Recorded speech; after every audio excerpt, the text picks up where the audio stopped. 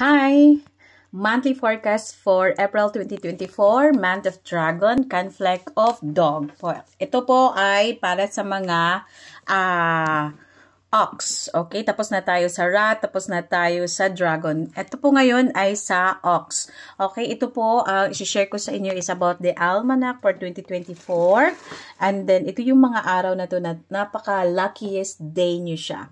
Now, kung gusto nyo malaman yung mga neutral days at ang unlucky days, so you have to purchase po sa almanac na book, which is 1/8, at ang book po na through messenger lang at saka through email ay inyo pong i-purchase is only 800 pesos hanggang December na yan, and a whole po libro makukuha ninyo or mababasa ninyo, at ito po ay nakakatulong sa inyong pagninegosyo, pagtatrabaho at sa inyong mga transaction sa buhay para okay at always po good at success lahat. Sa mga ox, ang swerte na araw ninyo is April 2, April 5, April 7, April 11, April 13, April 17, April 18, April 20, April 23, April 26, and April 30. So, save all the dates. Ito po ay free nyong nakukuha. At least po,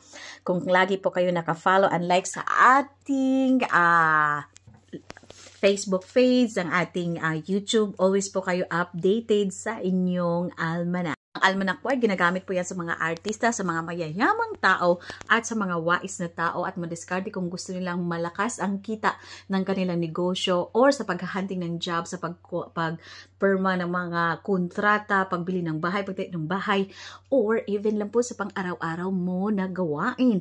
Kung gusto mo talaga na pag-live selling mo, pagtatrabaho, anything po na gusto mong maging successful, almanac is the best. So, yan po ang forecast sa ating April 2024 sa mga ox. And gusto mong malaman, as I said, may mga neutral days, may mga unlucky days. So, that's the time na mag-iwas kayo sa mga big events, sa mga gusto nyong maging success. So, iwasan nyo yung mga unlucky days. So, follow for more kasi in-next natin ang mga tiger.